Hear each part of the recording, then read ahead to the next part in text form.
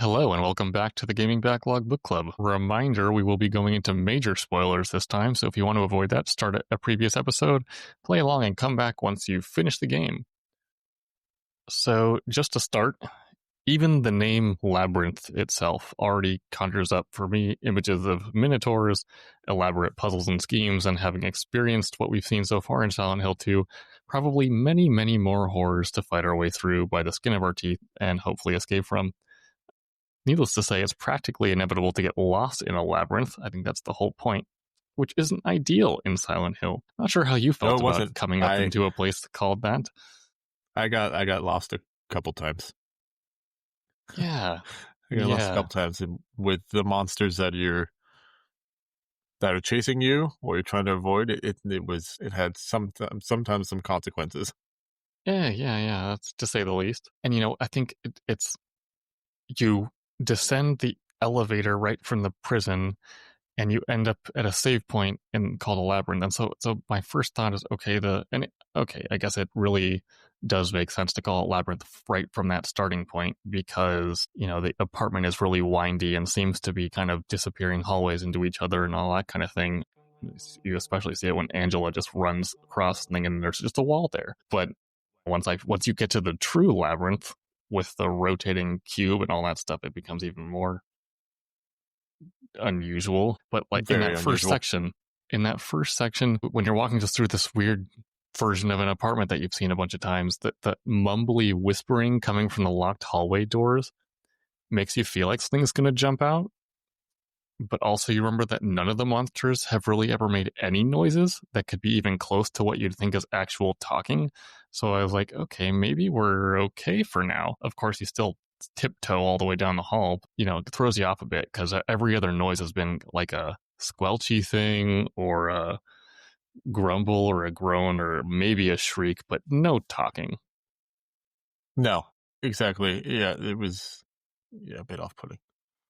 You end up coming across Angela again, who's under attack by a terrible freak of a monster, but she's saying, "Daddy, please no." So is that her dad? To me, it looks like the worst possible outcome of what happened to Han Solo when he was frozen in carbonite. It's like Han and Chewie together merged in frozen in carbonite. Yeah.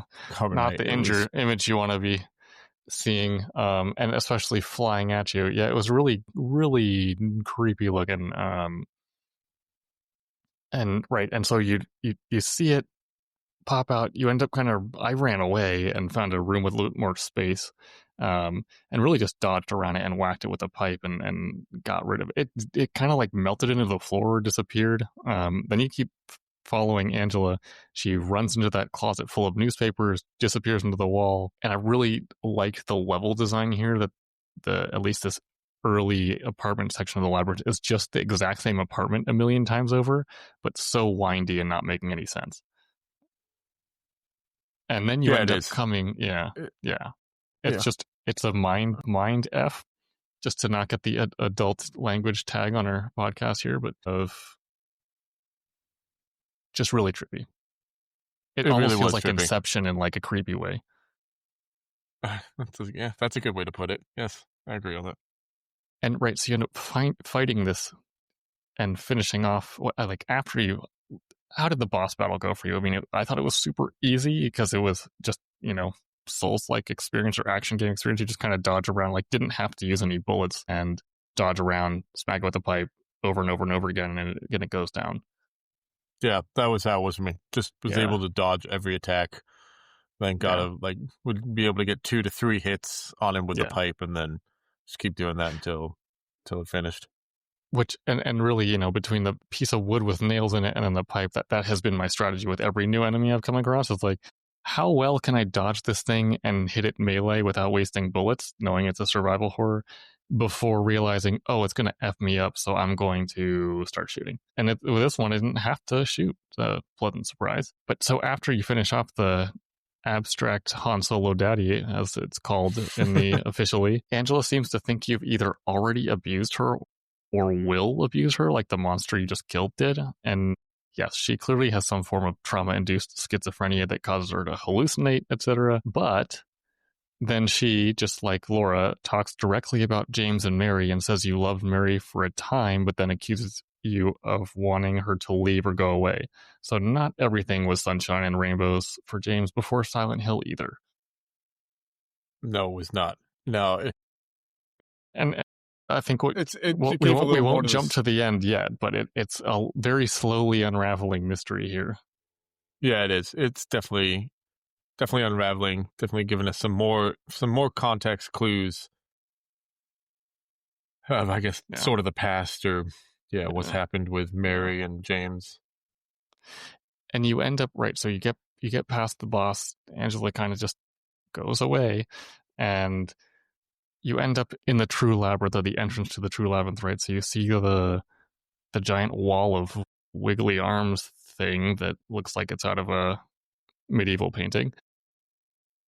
Remind me of that. It also reminded me of the painting from Ghostbusters 2. Oh, God. Okay, I got to rewatch that because I don't remember that exactly.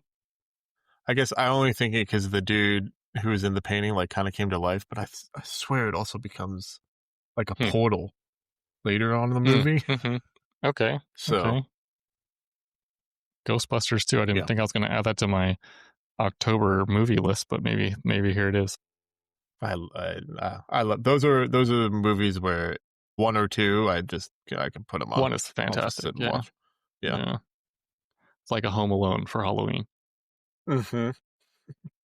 So you get past that doorway, you get a save point, you walk down a little stairwell, and Maria's alive. She's locked up. She doesn't remember being stabbed by Pyramid Head, but apparently doesn't have a care in the world that she's in a cell. She says she's here for you, James, but also mentions a videotape you both made together in a hotel, which has to be referencing something that James did with Mary, because James asked Maria, how do you know about that? And she says, I'm not your Mary. And at this point, James is just totally confused, and the blank expression on his face again nails the fact that he's confused as hell, kind of creeped out, definitely in shock, and just trying to process what the hell is going on. My thought at this point was that maybe Maria is what James wanted Mary to be like when they were together, so he's imagining her here as if that were the case. That's kind of how I've started to interpret it at this point. He's like, I don't know if there's actually a physical person there or if he's just imagining things. But how else would she be alive? I don't know. But yeah, when I went into that room and she was in there, I was like, what? That completely caught me off guard. And she she has like a creepy smirk on her face too. Like she has that, but then she looks dead in her eyes. And I'm like, I was like, I don't like this person. Like, I don't know who really this Maria is. Is she some form of demon? Stay away from her. Yeah. Yeah, like either, zombies can't talk, so it's clearly not that, and she doesn't seem to have any injury. So is she a demon and just haunting you? But anyway, I just backed off and walked away, and then all of a sudden there's a giant freaking cube floating in the abyss and a little mini cube with faces on it. And I think the order of those areas is always the same of what it lets you do, so you end up in the rotten area. I mentioned last time I wouldn't be surprised if there were more bugs in this game because of how many bugs we had seen and holes filled with bugs and all that. Well, wouldn't you know, there are more bugs indeed. There was definitely more bugs in the rotten area. Yep. And at some point, were you able to ever sneak by those hardly visible steel mesh underhanger type enemies that when I first came across them, I expected them to look like lickers from Resident Evil, the way that they attack with a tongue type thing, since you can barely see them. But I finally got a good look, and it's like a weird sloth thing that swings like a monkey under the grating. I got hit every single time, even if I was trying to sneak by. Yeah, they're mandarins, I think is what they call them. There was one unusual earlier. Name. There was 2 earlier or something. There were 2 in the game. In one of the tunnels. In the city. Yeah, that I was able to just run past those 2. These ones... See, I tried sneaking past them, I tried running past them, but no matter what, they'd shriek or hit me or whatever. It's impossible. Yeah, no, these ones, this is where I said earlier, like, I got lost a couple times while I went around a corner and got stuck, and then I just got hit by a Mandarin by the shriek, or then tongue or whatever it is that darts out at you and hits you. There are a couple times that when I'd hear it, the shriek, or when, not the shriek, full shriek, but when they do an attack, they also make a noise. So when I'd hear it, I'd just hit the dodge button and just hope to get missed by attacks. And there were a few times where it worked. I would dodge and then I'd just somehow time it right and the attack would miss to a different side. So, but then I tried to shoot one in that area a couple times and it seemed like it didn't do anything. I used it like 10 round or whatever. I was like, I don't want to waste rounds on this. I'm just going to just sprint past. And if I take damage, like just use health. I have a goodish amount of health. So of health, like of bottles and syringes. So if I have to, but yeah. In one of the later sections of the Labyrinth, when you come across them again, I was able to dodge them pretty consistently. Dodge the attacks unless they did the shriek stun. But I think if I do a new game plus for another playthrough of this, I'll keep that in mind to dodge during the yell. But yeah, I was getting hit every time when I was trying to sneak, so don't sneak with those guys. What's the point? And then, unrelated, but considering how many times James had to stick his whole arm into disgusting holes in walls and toilets, I can't believe nothing bad ever happened to him while that was going on. Not once. He didn't get... I was expecting him to get an arm amputated. His hand comes out clean, doesn't it? That's unusual. There doesn't seem to be any clean water anywhere. I mean, have you seen the rusty syringes he's using? I don't think there's clean anything. I mean, dude's just got a huge immune tolerance to everything. He's got a great immune system. Yeah, that would require an immediate hospital visit for anyone else. But hey, lucky guy, he didn't get his arm ripped off, damaged, mutilated in any way. That's unheard of. Also, so while you're going through the labyrinth, I think that random office desk with the nurse guarding it is where they really sent Milton from Office Space when he asked about his stapler too many times. Have you seen that? Yeah, I have. It's like, that's pretty funny. That must be where they put him, But he had a guard. It's going to put you down in the basement, the way, way basement, or the labyrinth, as we like to call it. Yeah. And he just keeps asking about the stapler. Maybe he used a stapler to fight the nurse. A stapler? My first reaction to the desolate area of the labyrinth was, no, not more spider mannequins. I should have known they would be back. But you walk, I think they did a good job there because a couple times in that section, you walk up to where the save point is, and so far in this game, you don't ever get attacked in a save location. But you walk in and you see a spider mannequin crawl across the wall on the ceiling, and I just like, did they just break their own rule? And fortunately, it didn't, but they sure set up the expectation you're going to run into more of them. They did. There were a few times in this and in an area later on where I will tell you, the mannequins and the spider mannequins got me. They got me good. Like, I was not expecting one to be where it was, and yeah, there was a few times I jumped, like straight jumped, like stood up slightly from the sofa because I was like, oh my god. Yeah, they did a good job of placing things in places where I honestly, like, I was just like so in the mood, like in the zone, and being like just running here, grabbing that, and then for this here in the labyrinth, and then later on in the area we'll talk about, just jumping and getting me. Yeah, there's a lot of, I think the mannequins are the best jump scare of all time. Yeah, I have a comment on that too, actually. But the way that they just completely break the rules of the radio static not working, and they don't move and they hide around corners and then just pop into life is... Yeah. But yeah, so you keep working through this labyrinth, and the Pyramid Head chase and getting into his office or workshop is pretty good at ratcheting up the tension. I definitely got broadsworded twice in the back, which is no fun. Now I know what it feels like to be on the other end of Cloud Strife's attacks. Oh, okay. Ouch. I didn't actually. I was able to get through that little section. Like, I remember I ran in and I ran to the left and I ran like right into Pyramid Head, and I was like, oh no, wrong way. And I ran the other way. Made it round into his office area, which I liked how there's like a little trophy of you just finding like his personal space. Yeah. And Yeah, then it's like I like looked back for a second at the door and I was like, okay, I don't hear him. So I started knocking down the wall. And right as I finished the last bit of the wall to knock it down, he came through the door. So I had just enough time to squeeze through the crack without getting you stabbed got in the lucky. back. Yeah, I did. I didn't get hit on the run into the office. I got hit when I was trying to leave because there was a lying figure, like a venomous one, I think, in that just like roaming around that area after you get the whatever it is you needed to get in his office. And I think it was Is like it the wire wire cutters. Yeah, it was the wire cutter. cutters, right? And so I ended up just getting smacked because I ran to the other thing and was trying to avoid it. It is funny though, because I don't know if they called it his workshop or his workspace, but it kind of just makes me think, what if he just wandered in there and he just like takes the helmet off, puts on some glasses and just starts typing away. That'd be funny. At this point, okay, so you escape, use the wire cutters as fast as you can, and then Pyramid Head's looking at you while you go further down. I've also lost count, aside from the arms and holes, lost count by now of how many holes we've jumped into and how deep we are. I mean, we must be on the other side of the earth by now. I know. It just keeps, yeah. Like you've hit either the Earth's core or you're on the other end.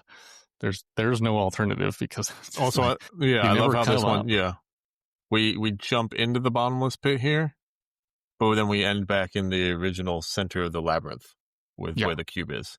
It's such a trip. It's weird, but yeah, obviously. And, it's like and a Twilight there's no zone. explanation It's for that. just a Twilight zone. It is absolutely a Twilight zone. Most likely of your own making.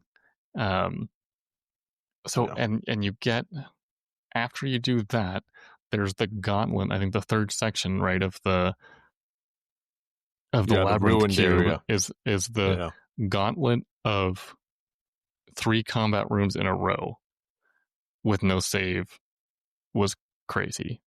I fortunately was able to survive my first try, but that's not to say, I mean, I'm glad all those rooms are stocked with some items because I used a lot of health items and so many shotgun shells, especially against those underhangers. I mean, I called them underhangers, but the Mandarins in that third room.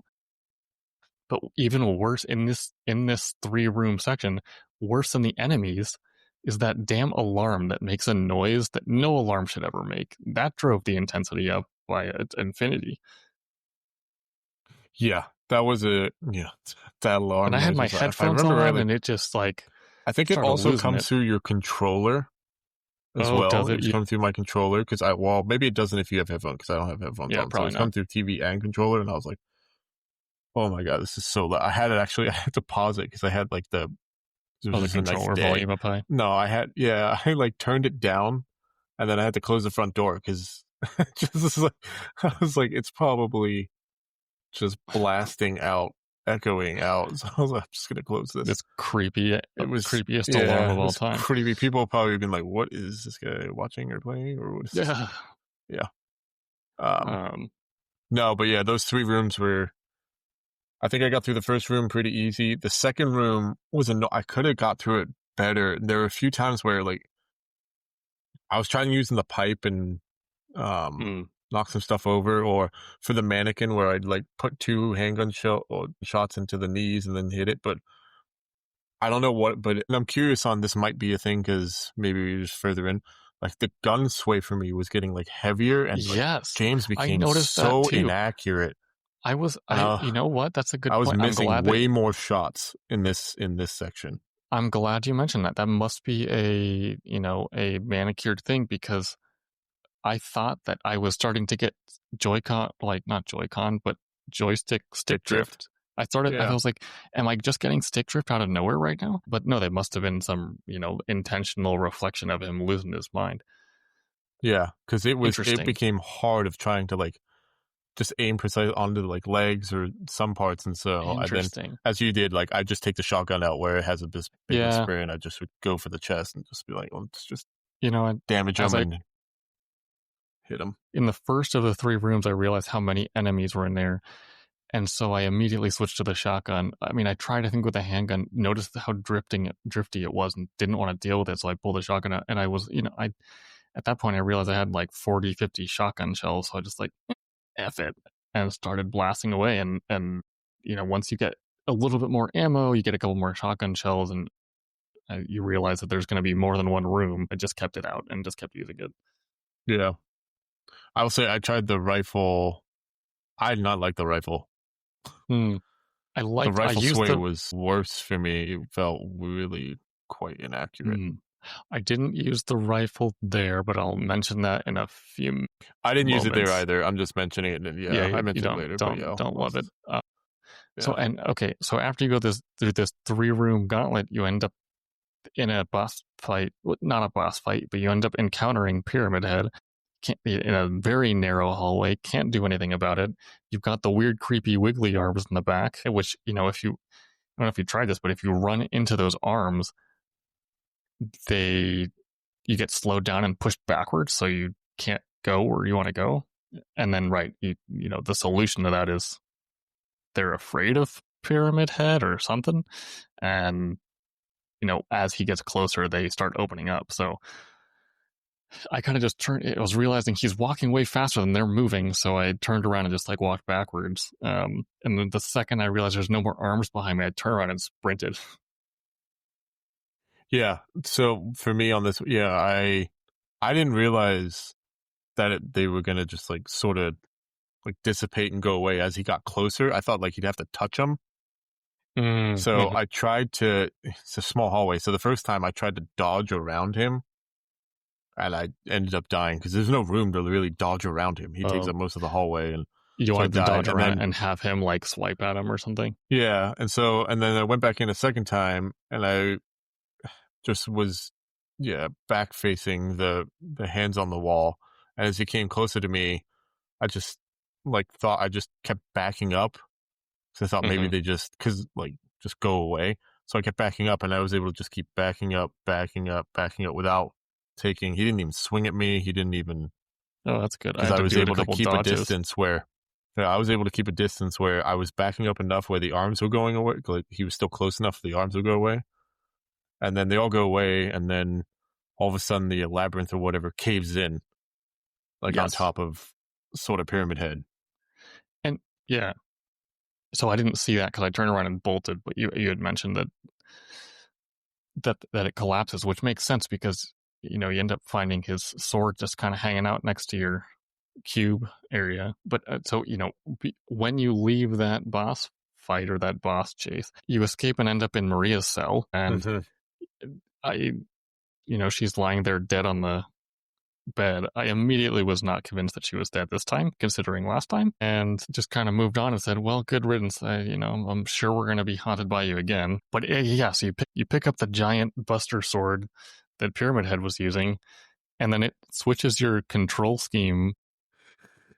It's awful. To survival horror tank control. So that's how the original game was controlled. I played a bit of Resident Evil 1, the original one, on, I guess it was the remake on GameCube, and in the GameCube version, they still had tank control. Anyway, not, at least you're not in a combat scenario and you're just grabbing the sword and walking to the door. Yeah. So it's not like a double stress, it's just a single stress, and that's why you're walking so slow. I kind of wanted to use it as a weapon. Turn it. I know. I was hoping to, but to be honest, it would, No, swing it once and then, I'd be like, okay, I'm done with this. Can I drop this? Yeah. Unless it's a one-hit kill. Yeah. On every enemy. And so, you get past the arm door because they think you're Pyramid Head. When you come up on Eddie in that first room, the corpse he's talking to and shooting sure does look an awful lot like James. I'm glad you mentioned this. Yes. Yep. You have the talk with Eddie, you look at it, and then before I went into the freezer to chase him, I don't know if you did, I looked around the rest of the room, and I'm looking around the room, and there's 6 bodies around on the floor. There's or 5, or whatever. 6. Yeah. Yeah. And I'm looking at them, I'm like, it's like I'm the pretty sure haircut's they the all have the same. same jacket, the same haircut, and the same boots. And I'm like looking at myself, and I'm like, that looks exactly like me. There may be a little bit more grayed out, but yeah, it's it is. I was like, it's those 5 versions of you, and he's shooting at you. So that made me think of how many times it did put that thought in my mind of how many times has James been back here, and Eddie Arena has time killed loop him. because people talk about things like they somewhat know you. Have this? Is it just like a time loop where you're just completely doing this over and over again in a torture cycle? It's literally a nightmare Groundhog's Day. Yeah, it literally that's what it made me think of what it was. Yeah, for sure. And like Eddie's killed you however many times, but then this time we go into the freezer and we fight Eddie. Yeah, I did not expect to have a boss fight against Eddie of all people. Just considering how much they made him look like that really immature kind of kid in an adult's body kind of thing. This is where I did finally use my rifle though. And I almost exclusively used my rifle against Eddie because I was able to kind of get a beat on him, moving around, hitting the hanging corpses to take shots at him. So that was my main strategy against Eddie, was using the rifle. Okay, I did use it a couple times in here, but as I said, for me, like to zoom down and in, took a little bit to get the reticle to perfect, for me to get a good shot on him. Mm-hmm. But I used it a few times. The more I used more of the handgun, but then there were a few times where if I saw him sort of running towards me, I switched the shotgun, and I just, the second I saw him get close, just blast him with a shotgun, and then I dodge away before he could get. I did get hit a couple times. I didn't die. Yeah, he hit me a couple times in this fight. Oh, okay. I did get hit a few times. He took out quite a few of the pigs and other bits of meat that are hanging around. I hate to break it to you, Alex. I don't think those are pigs. I think they were people. No, they're not pigs. Well, then all the people. He took chunks out of them. Moving on. Shooting them a few times. Yeah, but I ended up shooting a couple of them too, just to get more of a clear line of sight. Oh, okay. So I did it purposefully a couple of times. Did you move around much? I basically found my way into a corner and then it turned off my flashlight. I turned off my flashlight. And no, I moved around. I kept kind of dodging around. I got into a corner, found where he was more or less, and then had the rifle prepped and was just waiting for him to start moving around. At some point though, I don't know, you get through a couple phases of this fight, and at some point he just started going in this loop of saying the same 2 lines every 10 seconds, and I wasn't moving and he wasn't moving, so I was like, all right, I guess I gotta do something because the AI is busted on this right now. But he eventually gets his health down far enough, and he turns on the conveyor belt for the bodies. And yeah, that's where he started getting more hits in on me, but eventually was able to just take him out by knocking out more of the hanging bodies.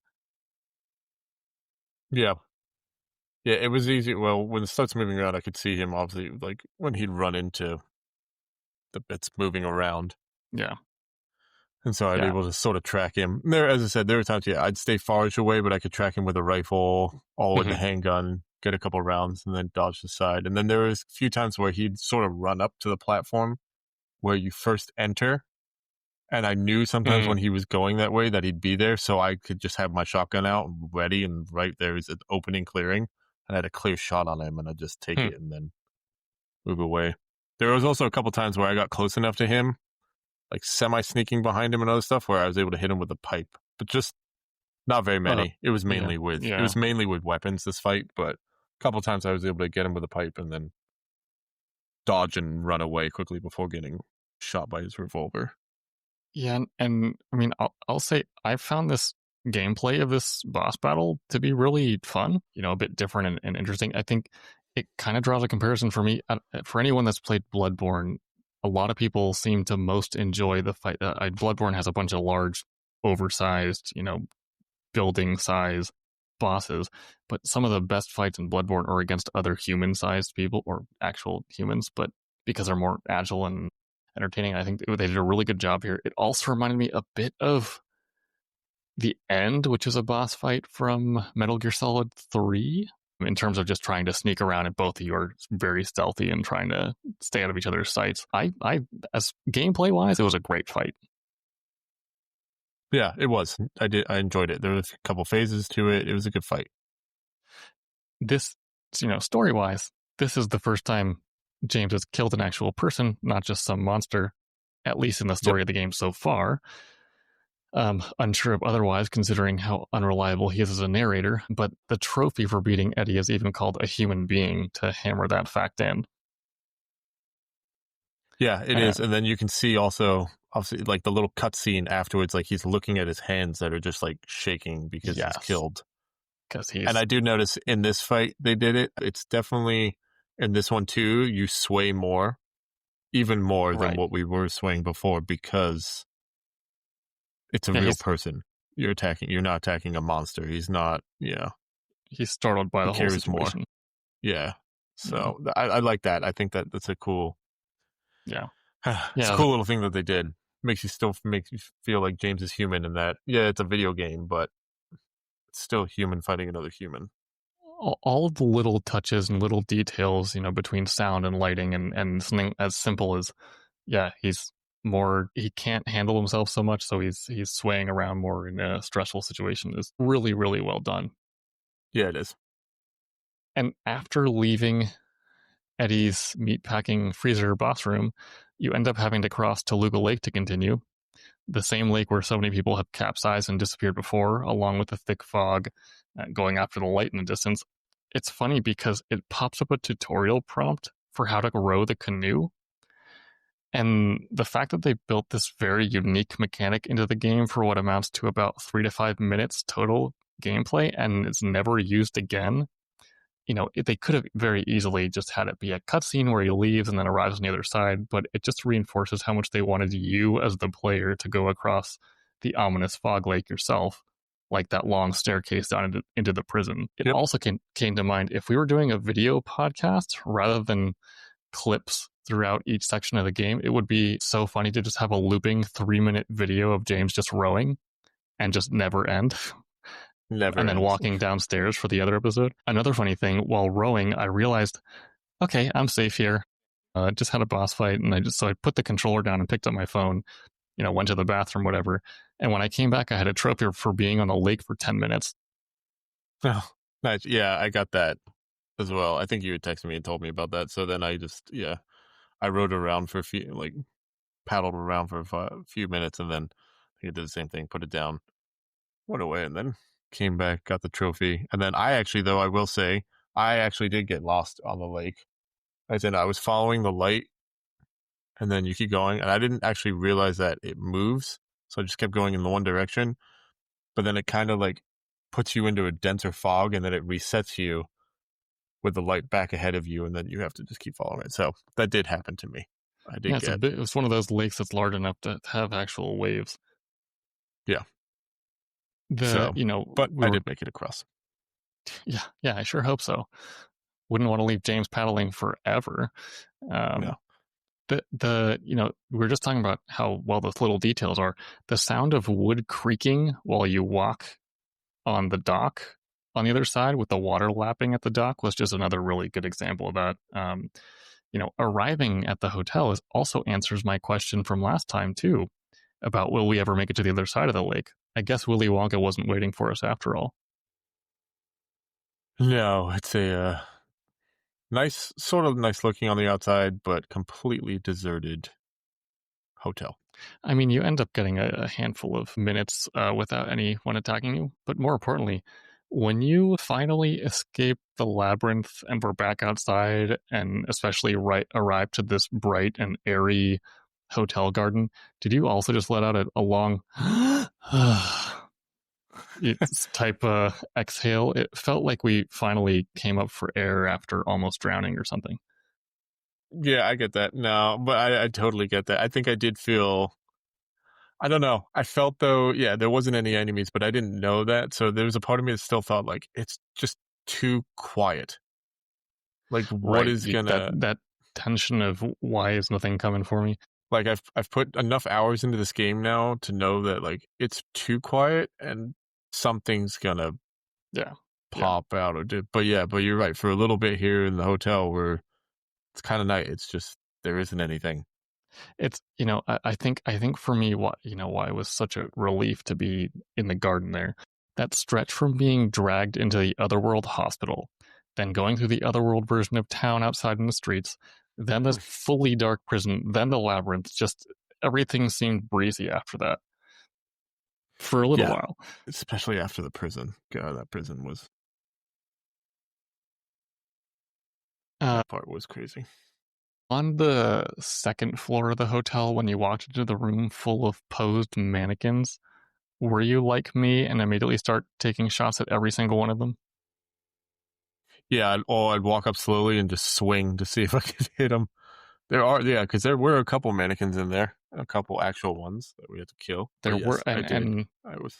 But all the ones that I was shooting them anyway, just in case they made a new mannequin, because they all had heads and arms, not just double legs. But of course, they hide them in the back corner where you get a false sense of security after none of them reacting to you, and then bam, there's two.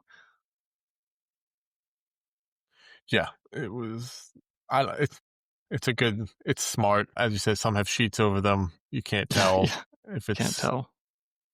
Yeah, I was trying to swing. I shot at a couple just to be like, okay, please. Then one did pop out. It didn't actually get me, but I had just seen like a bit of its leg right before it popped out. Yeah. Yeah, but the Lakeview had a lot of puzzles. This was a very quite puzzle heavy section. But they were pretty unique. It had a lot of fun puzzles. It had a lot of fetch an item to make the puzzle even work moments. But it felt kind of like a bit of relief, almost like you've been through this crazy intense section for many, many hours now. It's a little bit more relaxed. You've got a bit more puzzle solving. There's still plenty of enemies in here, but you're able to kind of find things out. And yeah, I mean, I for the most part enjoyed all the puzzles in the hotel. I will say though, I was just gonna say the main part. I enjoyed all the puzzles, and the main puzzle was just when we get in there. It kind of there's like a little note, I think, right at the start, being like meet me in 312 or something. Yeah, so I'm waiting for you. Or right as you pick up the map, it says like I'll be waiting for you in 312. And there's a message on the reception desk too saying, "Oh, the videotape you left is in the safe." That's right. Yeah. So you get a couple hints, right, of what you need to do and where you need to go. But what you need to do. It's mostly linear here, so they throw you a bunch of things you need to get to, and then they have walls in place to make you go everywhere else first. And I'll say, picking up all the notes and the memos, the cleaning crew of this hotel has their work cut out for them, both between being disgusting, but all those notes from management or whoever with so many orders, it's pretty over the top. Yeah, very much a micromanager. Yeah, for real. And actually, now that I'm thinking about this, that's a faceless manager. I'll just jump ahead. You don't ever find out more details about who the hospital director was.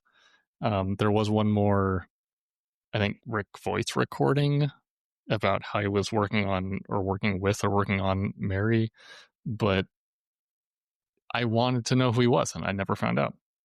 No, yeah, never fully told us who it was. So, you're going through the hotel, you end up in the conference room, you open the fireplace, and then you have the Mandarin boss fight, and you can finally see what they look like, and it's weird. I mostly dodged around the tongues, used a bit of shotgun and a lot of pipe. It's pretty easy, though.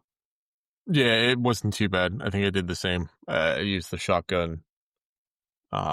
Definitely used a shotgun on this one, and then just was able to sort of dodge. You could they telegraphed sort of their attacks, right? You could tell it would swing backwards before it would swing forward to lunge at you, so you could definitely just dodge out of the way on that, and then if you want to, you could hit it with a pipe. But I said I didn't. I was just like, nope. I have some clean shotgun shots. I'm just gonna take you out with that. and you get and you start realizing, okay, there's multiple princess statue or figurine things that are going to be part of some puzzle somewhere.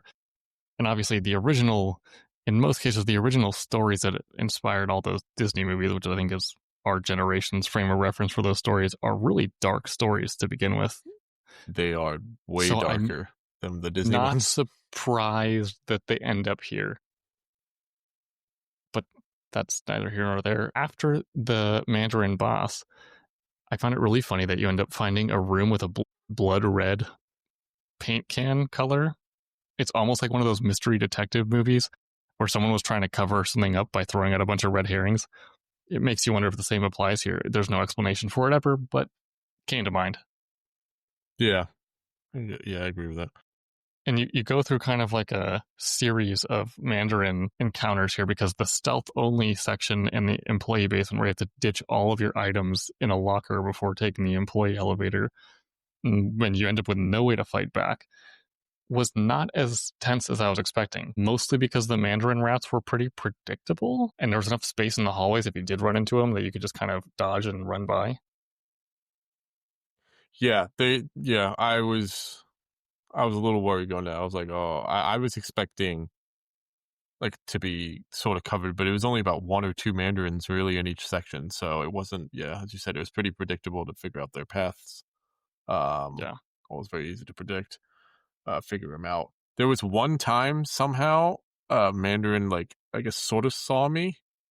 Mm-hmm. And I'm not 100% sure how. I don't, like, I didn't bump into it. I didn't really get close to it, but like I was in the middle room and it actually like attacked me, and I was like, okay. And so I kind of just hid in a corner in like the middle room area, in the first part of the employee place. Oh, and then it kind of just went back to, and then it kind of just went back, and then I was able to just sneak around again and get to where I needed to go. But yeah, it wasn't too bad. I mean, we did, I think in this first part, what is it? You have to sneak around to find these. Is it they're like gemstones? I think in this you find some section. gemstones, and you end up plugging them into a box, and then you end up with the safe code, and then from there you end up getting your stuff. For one of the gemstones, if you remember in the kitchen, there you have to get past like an acid lying figure. Mm-hmm. And I was able to, it like came into the room that you're in before the kitchen, and then I just dodged around it, and I just sprinted. I was like, nice. I'm sprinting. I saw the gemstone. I was like, pick it up, exit, out. I'm like, nope. Because I was like, I have nothing to deal with you. So just, right as I jumped through that window to escape the acid figure, it was enough in the distance that I saw it about to round a corner and was able to pop into kind of an alcove to not let it see me. But yeah, that would not have been fun. You get the random trophy when you're running away from the kitchen called "It's Bread." Oh, from looking at the rack of bread. Just looking at the rack of bread. I was running and I saw like a little action like thing, and I was like, okay, and I pressed it. I was like, okay, yeah, it's exactly one of those. It's like a FOMO, like, oh, there is the action prompt is available. I gotta go click it, even though this thing's breathing down my neck. Exactly.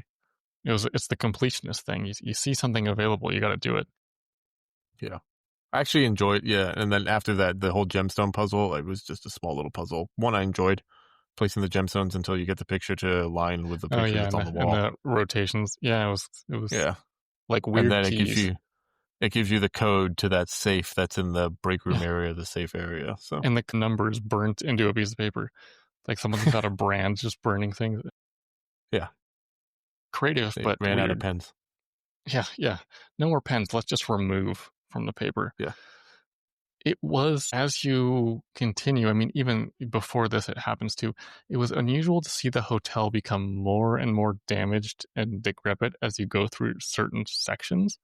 And you mentioned Groundhog Day, and that's like the whole time loop thing, but I guess we were time traveling here, maybe? Even though James is just not flustered by it at all and sees things in normal time, or at least his idea of it all, because you end up going, you walk into the hotel, it's, pristine but empty, and then it gets a little more damaged, and then it ends up on fire and flooding. Yeah. So it's like you're jumping through time just by doing random things, but, whatever. I will say, so going back to the princess puzzle, so the music box, where you have to get all three princess figures, attach them to this music box thing. They're all in these tracks, and you spin them around. thought that was pretty creative. And then afterwards, you end up with another kind of poem thing. So whoever, the developers of this game and the director are poets, I guess, because they sure loved using them in their puzzles. Yeah, they love little, like the poems or the limericks, like little riddles, everything like that. They really, someone was a big fan of those, putting them in there. And it was, the puzzle was fun. Took me a few tries to get the first section of it, of getting him on the right track to get to the door. Yeah, fortunately, it doesn't reset you too hard or like break anything, and so it's like a trial and error at a certain point. But you kind of map it out, but then sometimes it doesn't quite work out. No, and then again, just the little poems on the bottom to figure out then how many times you have to turn each key, and then it all works out. Which was it was just another creative, fun, another really puzzle. And okay, so your reward for that, I think, was the room key. No, you already have the room key. The VHS tape, possibly. No, I thought, didn't we get the VHS tape? I thought that came out what of exactly safe. oh, you're right. Yeah, that was in the safe. You get something. The safe had like a stairwell key, and then or whatever, sure. and the videotape. But we did get. Then you get something else out of the. What was out of the?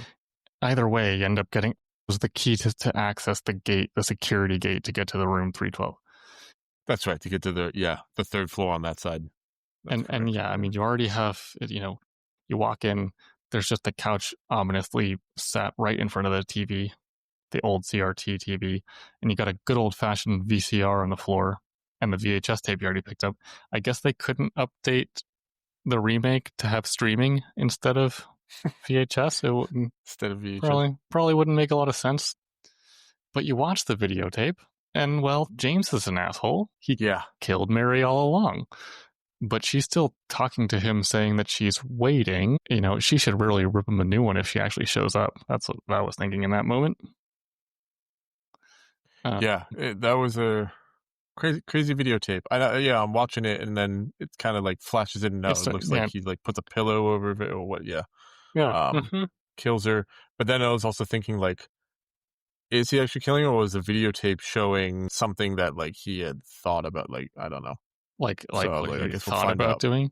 Yeah, he thought about doing, and so I was like, well, we'll probably find out closer to the end. But my original thought was, oh my god, he killed him. He killed right, him, and of course, Laura walks in at that point, and you end up immediately losing that friendship, or let's say loose companionship of Laura, because he just admits, no, actually, I killed her. And after watching this videotape evidence, you end up in Otherworld, and as I mentioned before, the Otherworld hotel is totally burnt to a crisp, and it's surprisingly devoid of enemies for large sections. And once you do eventually find them, they just kind of stumble and then keel over without so much as laying a finger on them. It did feel pretty good to be able to run for a bit and stretch the old legs. I shot one, killed one, mainly because there was one specific trophy that I had seen like from a while earlier, and I just hadn't done it. And it was basically you have to kill an enemy with every type of weapon. And I just hadn't killed anybody with a rifle yet. I had damaged, but never finished something with a... I killed Eddie with the rifle, so that's how I got that, yeah. Oh, okay. I just put one shot into one, and I got it. And that was it. That was the only one I got. It was just I came out, I saw one monster, I was like, I know I have to do this. And then everything else I just ran past. Because, they kind of died on their own. You're getting them when they're already down. That's not very nice. Yeah, I know. It was just one. I think it was a nurse, too. A bubble nurse, so... Yeah, and you end up I think right after that is where you end up coming up on Angela, if I'm not mistaken. No, that might have been... Isn't it? I think that is. I think that's where you go down into the basement from there, if you're not already there, and you end up finding Angela. Oh yeah, you're right. Sorry. The fiery staircase. Yes. And nothing good, right? She's like hung up Abstract Daddy as if he is a... I think there were two. Painting. It looked like one was on each wall, but... Okay. Maybe that was just definitely one. Yeah. And then she's climbing the stairs. But then it makes you think, like, because she says like you can see it too or whatever now. Like, does he see the fire fully? Yeah, he sees because she gets because you see the engulfed. fire. He sees the fire. So I guess it's her fire, and I think okay, I'll jump ahead a tiny bit because it kind of applies here, right? So I think it's really heavily implied that most, if not everything that's happening specifically in James's mind, and all these things are manifestations of his own guilt or emotions. It shed a lot of light and recontextualized things for me. I know I said before that it looks like Angela's hallucinating because she keeps talking to things that aren't there, but now she mentions, "Oh, you see the fire too." But considering that the town of Silent Hill seems like it's and drawing people to visit to then force them to face their demons, it looks like she's not hallucinating. She's just in her own version of the other world, and you're wandering through it. I mean, she is. So is James. So is Eddie. And she just starts yelling at things because that's what she sees. So, like, I don't know, not a good place to be. It also kind of makes sense why Laura never seemed to be too bothered by anything, and she's just willing to run off into dark hallways full of monsters with no care in the world. Yeah. Yeah, it does. But I guess the things she's yelling at don't exist in James's reality except for the abstract daddy. At this point, she also asked for her knife back, so it looks like she's still considering offing herself. Even though, you helped to get rid of her tormentor. Yeah. When she first sees you, she says, "Mama, Mama," she calls you. So, yeah, she thinks you're Mama. Yeah. Which is odd. Which was odd. And then she's just kind of, she goes up the stairwell again to fire.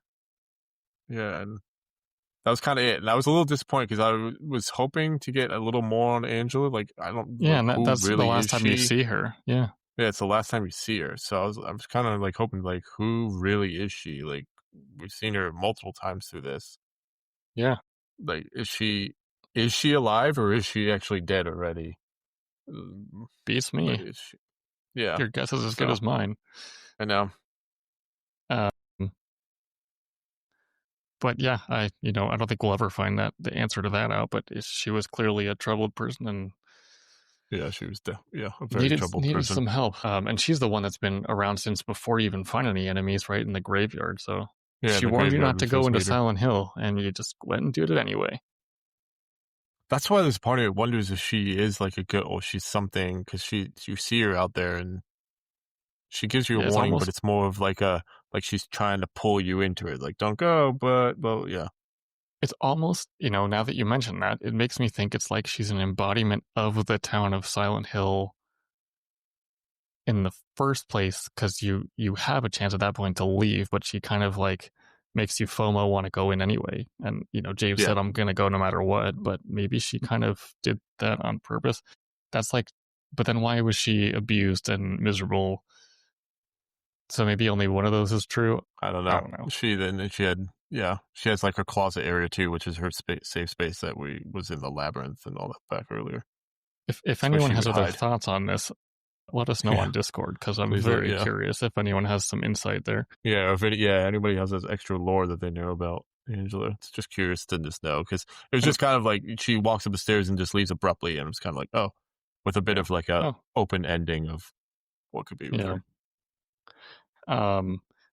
Moving on from there, there's the double pyramid head boss fight, and yep, they're both wielding spears instead of great swords. I don't know if that's because he dropped it in the labyrinth collapse, but holy hell, if one pyramid head is bad, two is obviously double that. I guess up until this point, I hadn't realized there was more than one pyramid head. I thought it was just one guy and not a family.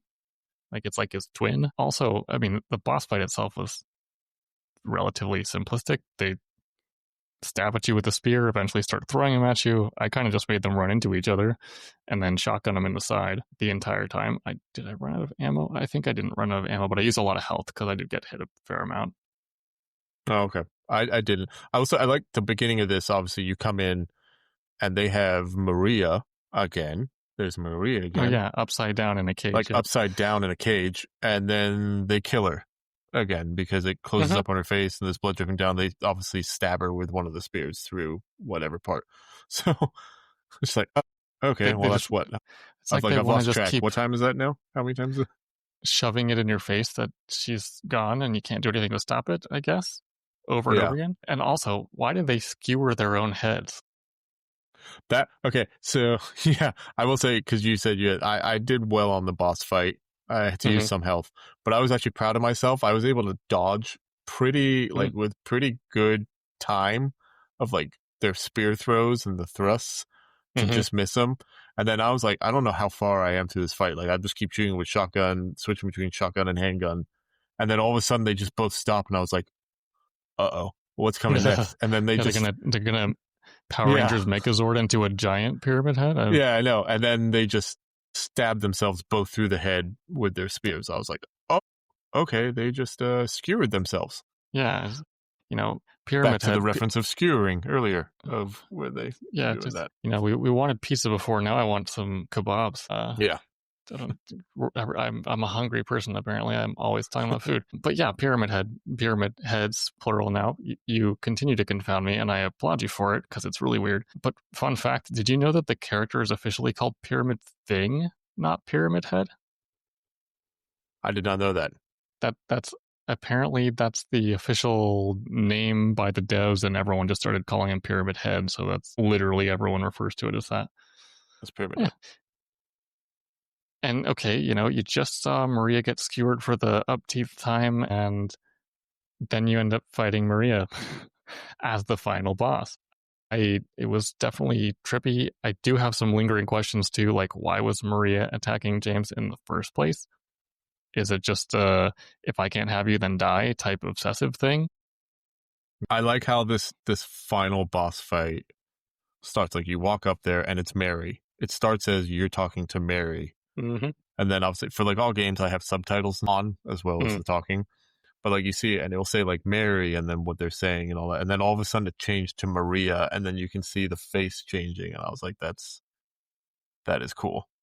It's Maria in Mary's clothes, Mary's body, and then she just says, "You don't need that one." Yeah. And but the boss fight itself was pretty fun. It had a couple phases. There's like the weird moth attack thing. Then you end up fighting against the Mandarin version of her in a really dark room that was pretty small, and then back up on the roof again. So I enjoyed it. It was easy enough though. Got it first try. Yeah, same. It was easy enough. This was where like I still had a good amount of ammo left on my stuff, and I just was like, well, what's the point? Like I know like I'm at the end. Like this is the finale. Yeah. Like just using use it up. all the ammo. Yep. Actually, for the first, there's like 3 sections to the fight. The first section, I use basically all handgun ammo when she's in the cage, kind of coming at you. And then that's the funny part. You fall through the roof, but then she's a Mandarin type thing that's climbing attached through to the a roof. So a roof comes back. And then you end up back on top of the roof. And then you end up back on top. Yeah. The second part, I used the shotgun because it was more of like you can follow her, trace her, and then when she dropped down close, just boom, like just put a shot right into her. And then the third section, the moths also weren't too bad because you could dodge, like they'd flash red, and if you time it right, you can dodge their attack and not get. I got hit a couple times.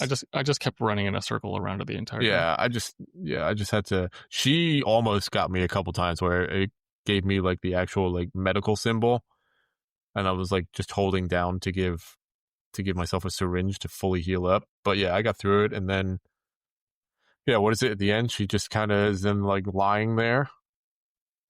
Get to the last part, she's like lying there in the cage. It's like a flesh lip type Mandarin cage looking thing, and walk up and she goes like James and all that, and like no, and then I just pulled out my rifle and said nope, and just shot her straight in the face.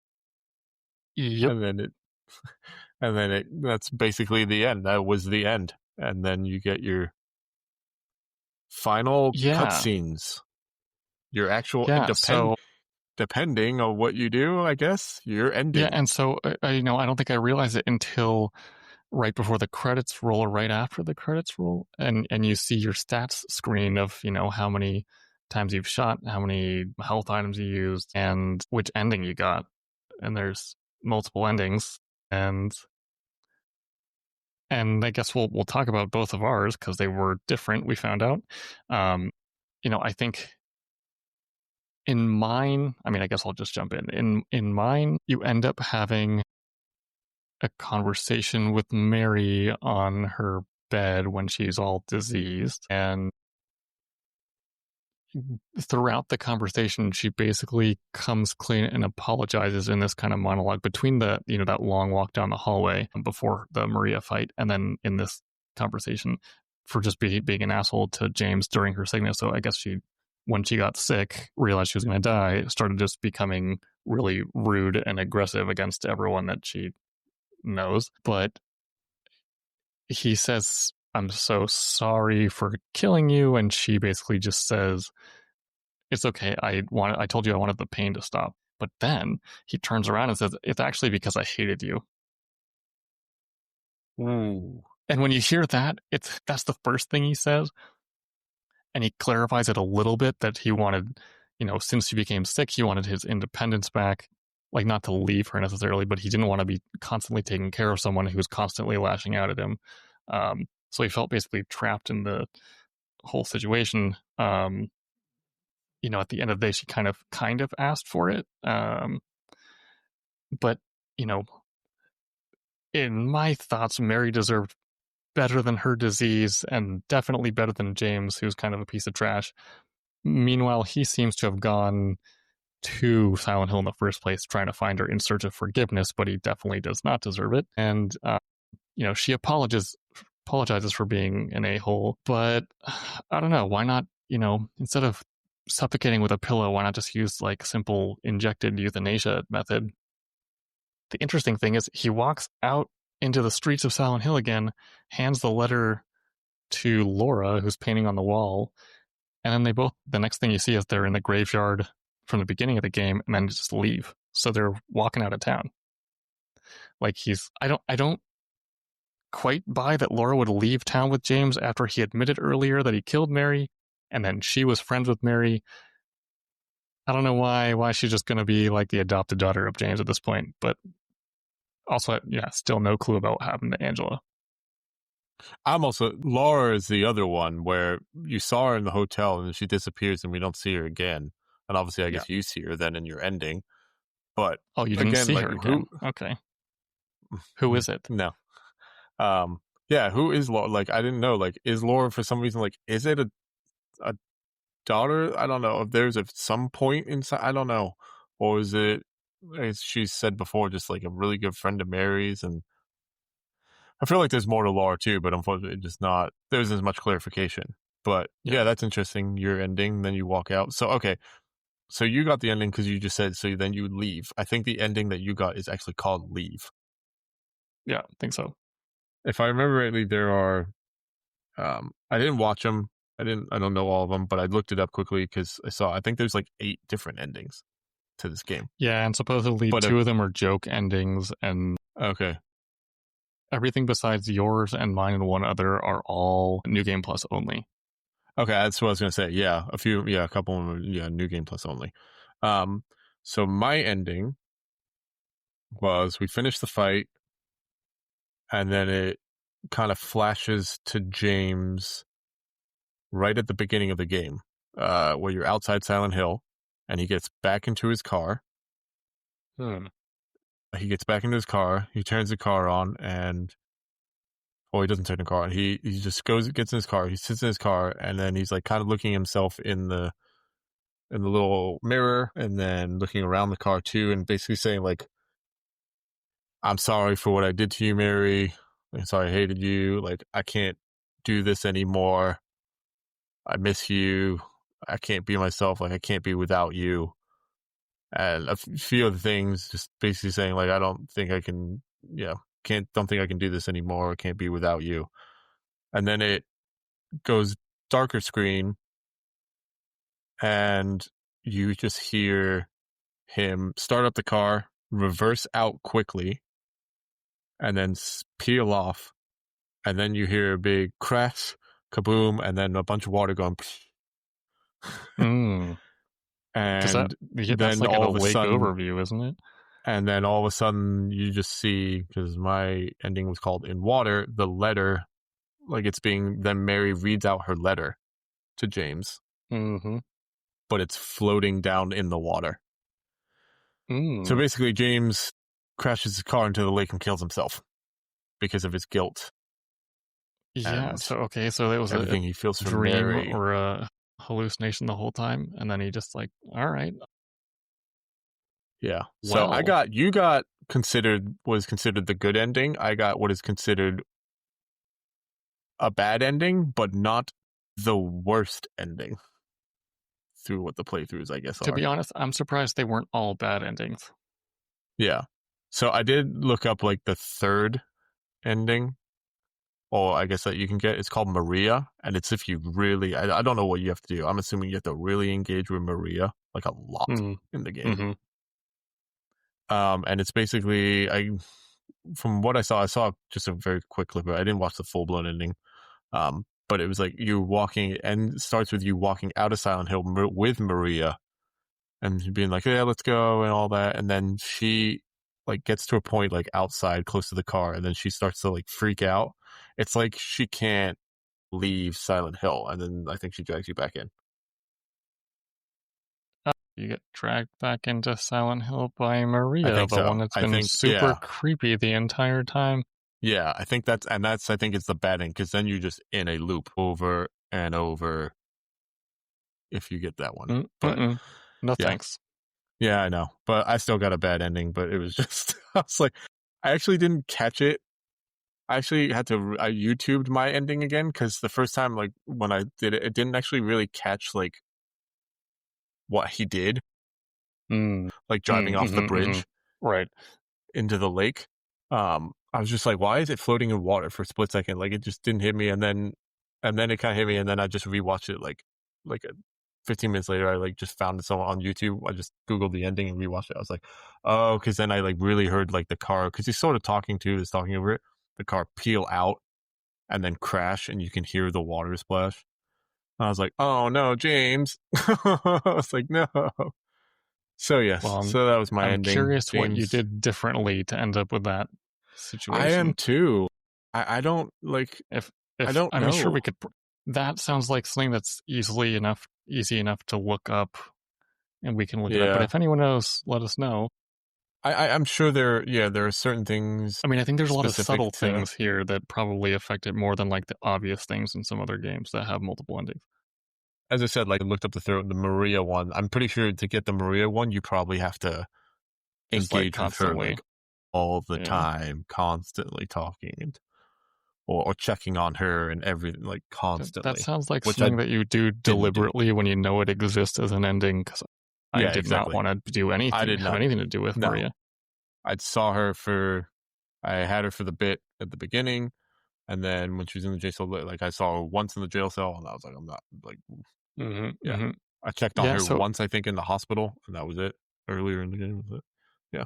I mean, that was before you realized how creepy she is. I mean, she's obviously very like pushy and trying to seduce James, but then eventually she just flips a switch and turns ultra demonic. So when the credits start rolling, at least I'm curious now, because if you got the same one, because the song that plays there, I'd call it melancholic, but it was like a hopeful kind of tone to it. I mean, I wonder if you just got a dark, sad song the entire time. Maybe. Or if you remember. It was interesting though, because it played this like, sorrowful but hopeful song, and then eventually after like a minute or two in, it switches into a couple of really awesome heavy metal instrumental songs. When I just sat on the results screen long enough, kind of just analyzing what the stats were. No, I think it's the same music, because I remember songs. Yeah, I don't think mine was much different. So okay, I think we've gotten through the credits here. There's a lot of room for interpretation now after all the story revelations, and first off, we want to hear from you all on Discord what you think it all means. But Alex, what the hell do you think was going on? I don't know. I still don't know. To give you more of a leading question, what do you think the Otherworld is supposed to be exactly? And why do you think we kept bouncing back and forth between the regular foggy Silent Hill and the dark, inexplicably tinged in red all the time Otherworld, rather than just ending up in Otherworld and staying there until you escape? I feel like the Otherworld is the guilt. It's his guilt of killing his wife. I feel it's just the guilty, darker side of James. That's the Otherworld. I don't know. I guess it's a version of hell. It's his version of hell. Yeah. Yeah. Yeah. Yeah. It's that seems like a reasonable thing to do, to expect, I guess. Yeah. I was curious about why he's bouncing back and forth. I mean, maybe after he spends some time in the Otherworld, like if that's true, if it's his version of hell, like which either mentally or he's already dead, or if it's just a various stages of his losing his sanity, subconsciously or consciously. I mean, I guess maybe it relates to him going through the Otherworld a fair bit and then like kind of getting some strength out of overcoming something and then kind of getting semi back to normal, and then he ends up losing and spiraling again and going back there. That'd probably be my explanation. But yeah, he spent a long dark time in the Otherworld and would not like to join him. No.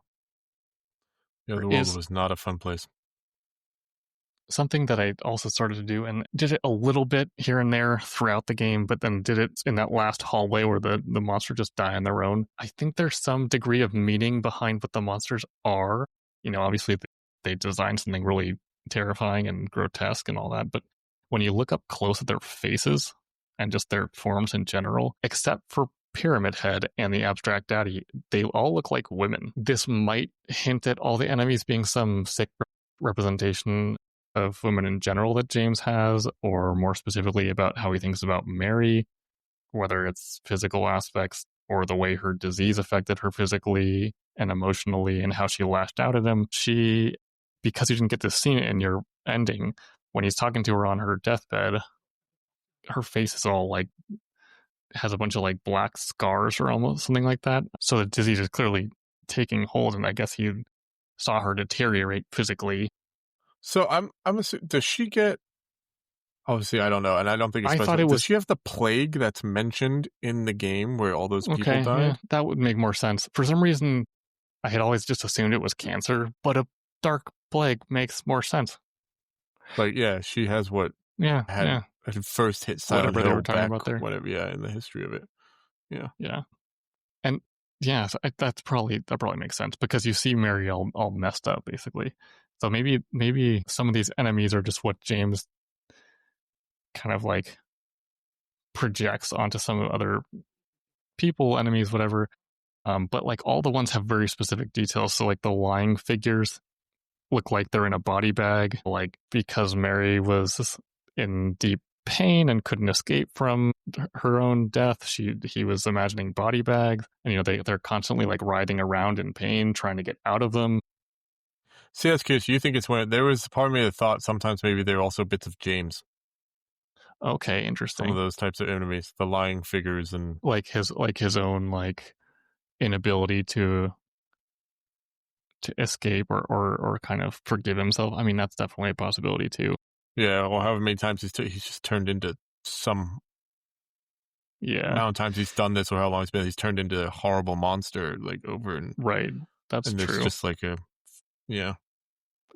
I don't know though. It could be as the bubble nurses. Yeah, I could. So so the bubble that I could definitely see as a thing of Maria / Mary. It could have been the bubblehead nurses, right? Yeah, they're very sexualized. They look like what you would find if you Googled nurse costume, and have seen many times at Halloween parties. Like it says something when you don't even have to type in sexy nurse costume. You just type nurse costume, and it pulls up basically the outfit from that. Is it candy striper? It's like the candy striper. Short skirt options only. Yeah. It has to also be the way that James was most likely ogling the nurses in the hospital when Mary was a patient and she was looking sicker and sicker. That's a good thought, yeah. The name Bubblehead, and you mentioned this because of the weird way that their heads look. So this one I looked up out of curiosity.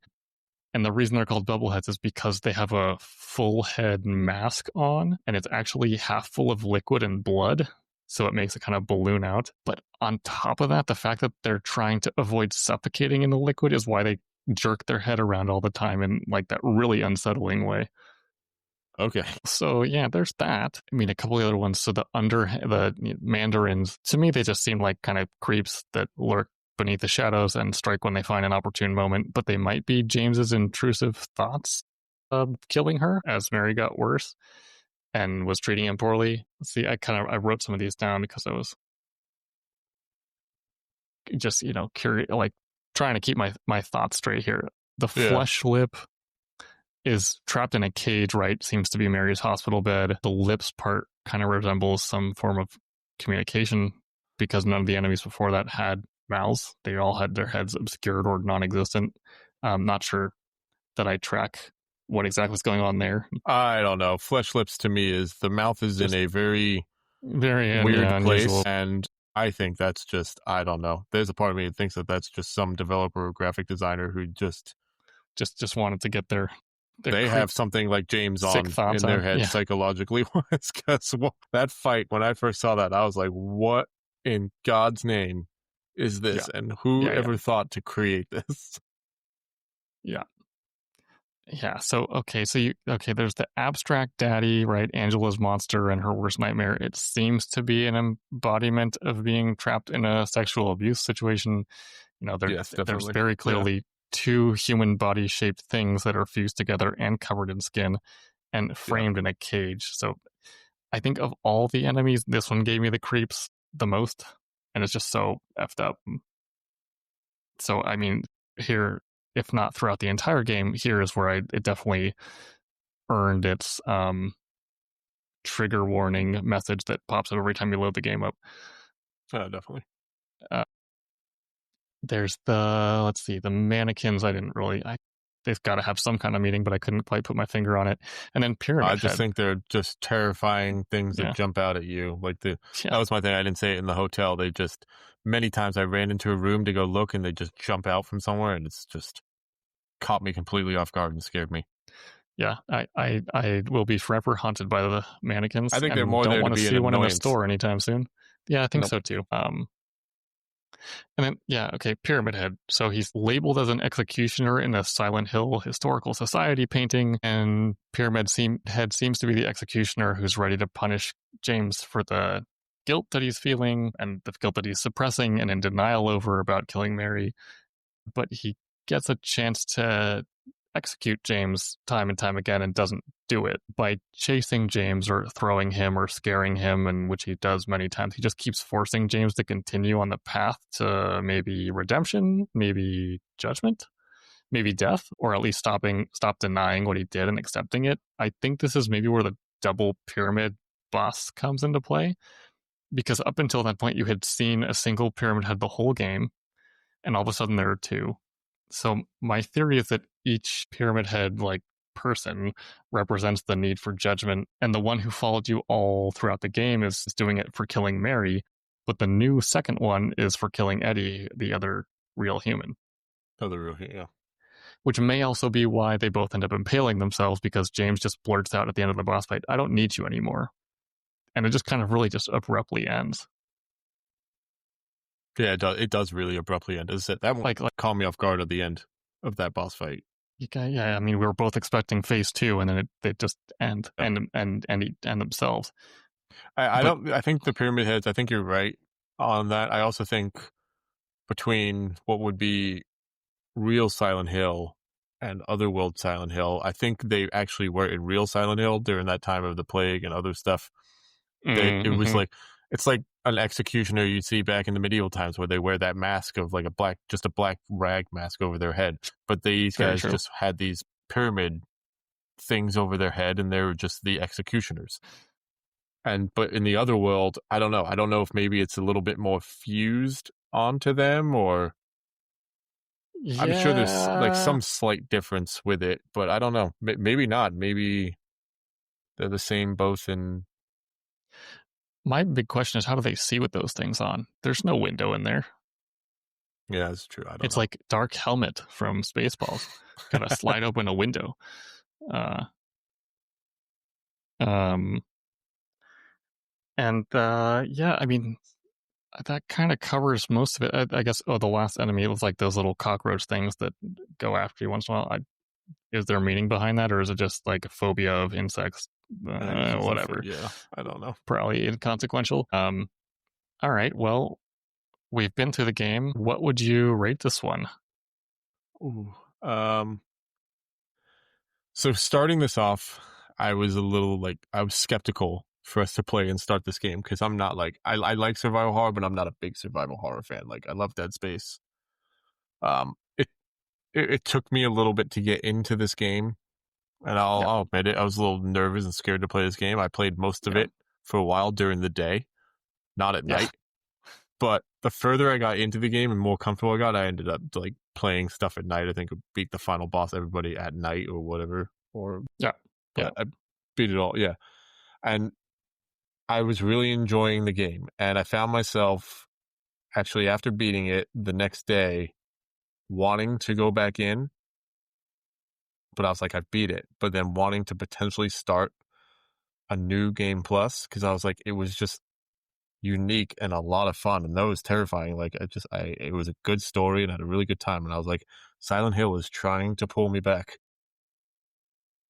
Yep. Yeah, I did not. That's not a good sign. No, I started Ghost or of it is. Yoshi's It's a good sign of great game development, but it's not a good sign. It is, and yeah. But no, I was thinking maybe one day I might try a new game plus. Maybe not right away. I'm not gonna do it right away. But it was by the end, I really enjoyed it. It was a phenomenal remake. I mean, I don't know. I'm sure the original was also incredible. But this just as a remake, how it looked, the sound, everything, it was incredible. I would probably give this very little mechanics is what I don't like. Like his dodging was a little iffy, but then I got pretty good at dodging at the end and figuring it out. Like with the dual pyramid head battle, I was getting pretty good at dodging their attacks and not getting hit as much. The only thing was like the action button of sometimes just trying to pick stuff up where the circle would fill itself and then instantly unfill itself. Like that was a little bit. Yeah. And then a couple times of like, if you try and hit something a few times with there were a few times with enemies, you try and hit enemies or run up to an enemy, hit with a pipe, and James would just swing way early and miss. Yeah. And then I'd get hit and I was like, oh, like that. But it's a very minor thing. So I would rate this high. I'd probably say a 9.5 out of 10. I didn't think it would. I thought for me it might be like a 7 or 8, but I enjoyed my time with this Silent Hill 2 remake. It terrified me. It made me jump, but it kept me intrigued the whole way through. Like the whole story, everything. Yeah. I really enjoyed it. That is a solid review right there. Yeah, and okay, you're in luck because Bloober Team is. I don't know. There's a defined release date, but they're working now because of the success of this remake. They're working on Silent Hill 1 remake, so we'll have some more to get to if before or after we play Silent Hill F. Yeah, if that's true, and they are making I will be very excited. I've never played the first Silent Hill either. Obviously knew about. I've seen the movie, and all, but I would jump into that pretty quickly. I don't think that would be as long on my backlog. I think I'd be really excited to play. Nice. So Silent Hill grabbed you and didn't let go. Silent Hill F looks incredible. It looks great. From what I've watched little bits of gameplay footage of people on Twitch playing it. It's completely different compared to like what we just played. It might be one though that's on a little bit still on the stay in the backlog for a bit. Right. Just because it's also like I think brand new story and all that, so all different times. So, but it does look good. Wow. Okay, I'm impressed. I'm glad you enjoyed it so much. Yeah, I did. And you mentioned the original Silent Hill 2, which I owned way back when, but haven't had it in a long time, and it is either incredibly difficult to find or incredibly expensive. It is expensive to get in its original format now. But I did, out of curiosity, after finishing this, a day later hopped on YouTube, and because it's a much shorter game, I had read about that already. They added a lot of sections and a lot of detail, obviously, here in the remake. But I watched some of the original, and yes, of course, it's dated. That's why they made a remake to begin with. But it's almost kind of just funny. I mean, some of the items are in different places, and things are a lot smaller. Like I'd be watching and you'd go down like 3 hallways and be in like one of the major puzzle or moment sections of the apartments, and I just like, what? How are we there already? And so I mean, also some of the animations are hilarious. Like there's no like realistic swing combo for the wood with the nails. It's really just a bop on the head on the enemies, and he just kind of has, and it has like a springboard thing where he just like goes down and then immediately bounces back up, and that's the only attack animation. And right, it has tank controls. So anyway, it's not like super user friendly unless you like that kind of thing or are a fan of the original releases. Probably won't visit it at any point, but still kind of fun to watch the full. I'll probably finish watching the full playthrough just to see how it ends up comparing to this 20 plus hour game. At least it was about how long it took me. Yeah, I mean, I think I'd agree. I'd probably put this at a 9.5. I think on my end, you hit most of the good points. That really the fluidity and consistency of the controls is my only real drawback. I got to a point, and it happened a lot in the 2 final bosses, where I would dodge, like do a really good dodge, and then I would hit L2 or hold L2 to like pull my shotgun, and nothing would happen. And it happened like 20 times or something, so it was really starting to bother me. So like that kind of thing, right? The action button wouldn't show up because it was a really small window. Like those kinds of details were a little annoying, but great game, great story. Really happy we chose this as our horror game for the podcast, because I think we were thinking of some Resident Evil ones, and I probably will jump into Resident Evil 3 remake at some point soon, because I've had that on my list for a bit. It was great. Parting thoughts. Getting to the end of this game really made me want to watch the movie Shutter Island again, which I haven't seen since it came out. Mostly just because of all the weird psychological hallucinations and misunderstandings and all that. Really good movie. I mean, Scorsese does great. Departed is probably one of my favorites of all time. I've only seen Shutter Island once though, so I gotta check it out. I can say at this point, I definitely will also watch the Return to Silent Hill movie based on Silent Hill 2 whenever it comes to streaming, even if it ends up being a terrible B movie like most people expect, just out of morbid curiosity. Yeah, I'm going to be very curious on, obviously, they're not going to put all the stuff that's in this game, obviously, into the movie. You can't fit all that. Yeah, they can't. But I'm curious on what they'll, like, if there is like an Eddie and Angela and all that, like, it'll be fun to Laura, see who we'll see in there and how they do the story. Right. Yeah, I'm curious. Again, so I confirmed it too, is Laura, the actress that played the voice acting and mocap for Laura in Silent Hill 2 Remake, is playing Laura in the movie. Awesome. So, yeah, should be interesting. I like that. Good. I'm glad they did that. That's cool. What was your favorite thing about this game? Ooh, favorite thing. And okay, my follow-up question, just in case it overlaps, is what was the scariest part for you? Scariest parts are the prison was definitely the scariest place for me. It took me spoiler alert. It took me a while to get through. Yeah, spoiler alert, the prison is terrifying. Just for me, it's just pure darkness and the chittering of the spider mannequins. Yeah, that was not fun. It just gets you. Yeah, but I what I liked about it, I don't know. I liked a lot. I mean, I ended up enjoying sort of the combat at the end. I enjoyed the boss fights. I'll say that they were all they were all kind of unique. I did enjoy the boss fights. I did think those were fun.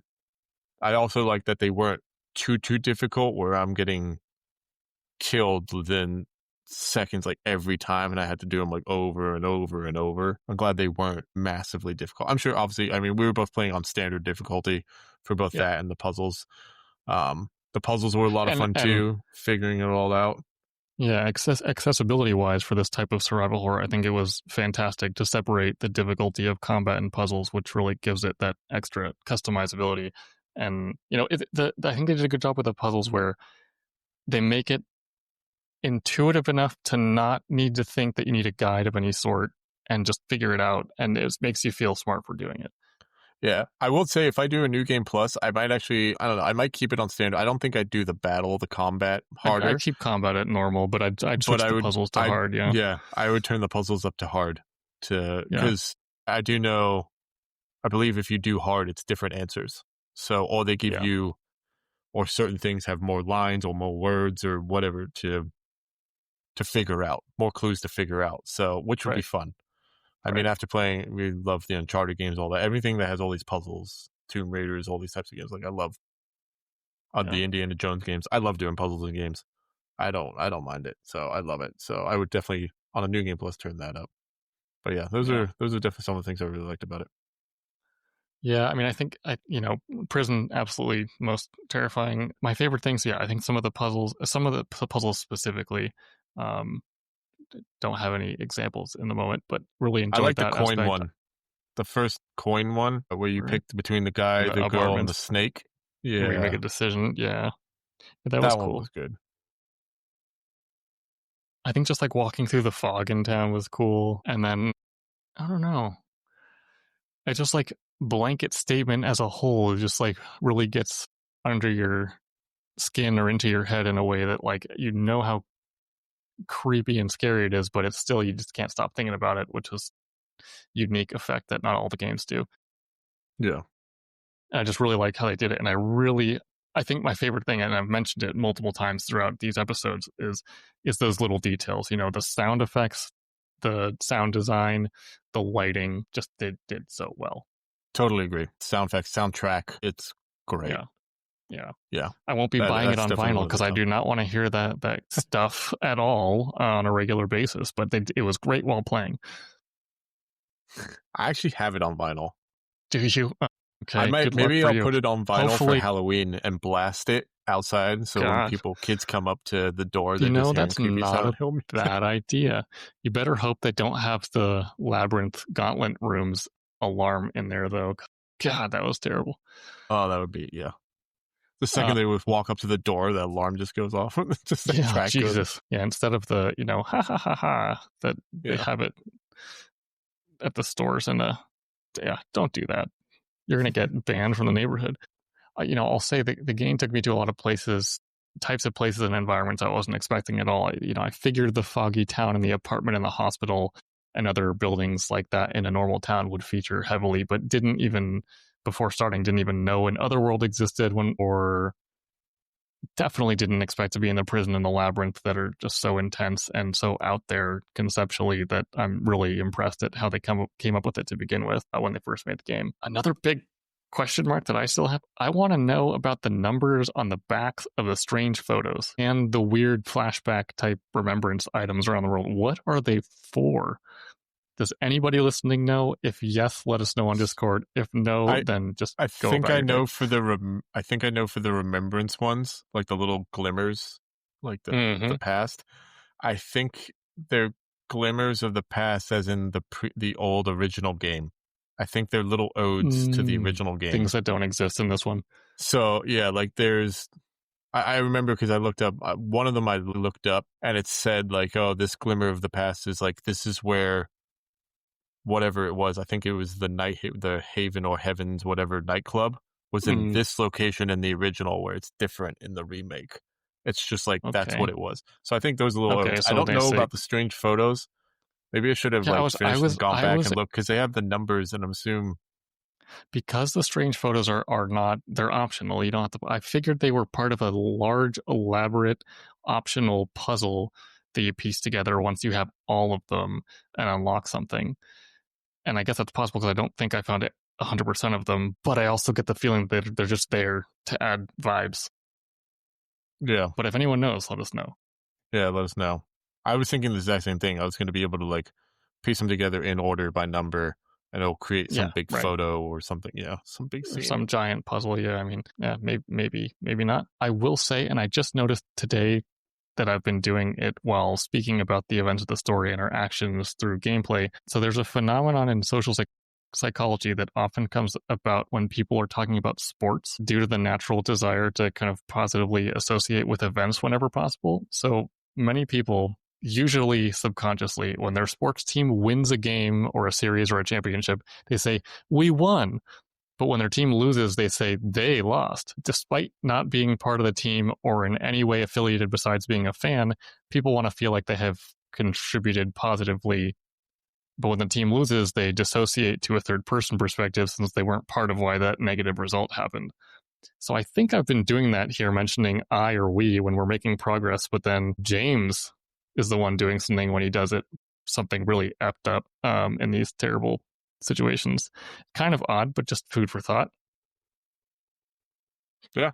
Another fun fact that I found out actually about the fog in the Silent Hill series. So in the original release, since they didn't use pre-rendered backgrounds like so many games in that time period, they had to find a way to hide the fact that the draw distance of the horizon was terrible. So they used fog to cover it up. If you ask me, that's just about the best accidental creation of the perfect atmosphere I've ever seen in the game. Yeah, that's just smart. Yeah, that's good. But yeah, I mean, at this point, I'll say this game will stick with me. At this current moment, I think it'll be my new benchmark for horror games, at least as far as the overall mood and atmosphere of how I measure horror is. I'm sure other games in the Silent Hill series will also give it a run for its money, and I can't necessarily say the gameplay itself is perfect by any means. I think it's probably one of the least enjoyable aspects. But I think the combat of other series, of other survival horror series, is better. Resident Evil is a great example. There are some other ones that are quite fun. Dead Space, I think, is a bit... Dead Space is probably the top now that you mentioned it. And finally, there have been some rumors swirling around about a brand new DLC for Silent Hill 2 Remake called Born from a Wish, where you play as Maria. That may or may not actually exist. I think people data mined the code and saw that in there. If it's true and does exist, it might release pretty soon. If that does happen, we'll be sure to revisit the game and add a bonus episode to this season about it, and we can all discover what it's about together. I guess technically at that point it's not a backlog item, but it's a continuation of this season. Are there any other things you wanted to touch on? No, just I had a really good time here playing Silent Hill 2. As I said, I was a little, not nervous, but a little hesitant about playing it, picking it, just like as much for survival horror and be like, oh, am I going to massively enjoy it? But no, it hooked me. I really enjoyed it, and I'm so glad that we did play it and that we did pick this as our horror / Halloween-y October game. Same. Yeah. And it tells you something across all levels, especially the story level, that this is by far our longest episode to date of the podcast. There really is so much to unpack in Silent Hill 2, and we're sure there are official Konami answers to certain things or other fan theories, but we want to know what you got out of the story, so let us know on Discord. And otherwise, tune in next time to find out which game Season 7 of the Gaming Backlog Book Club will be about. Thank you, everybody, for listening. And yeah, we can't wait to hear all your guys' feedback of finishing Silent Hill 2 with us and what you guys all think of everything within the town, the characters, everything. So thank you again for listening, and have a good one. If you want to follow along and discuss our playthrough of many games on the Gaming Backlog Book Club podcast, please give us a follow on your podcast platform of choice: Spotify, Apple Podcasts, iHeartRadio, Pandora, Amazon Music, or Pocket Casts, as well as our Discord and Instagram under the same name. Thanks.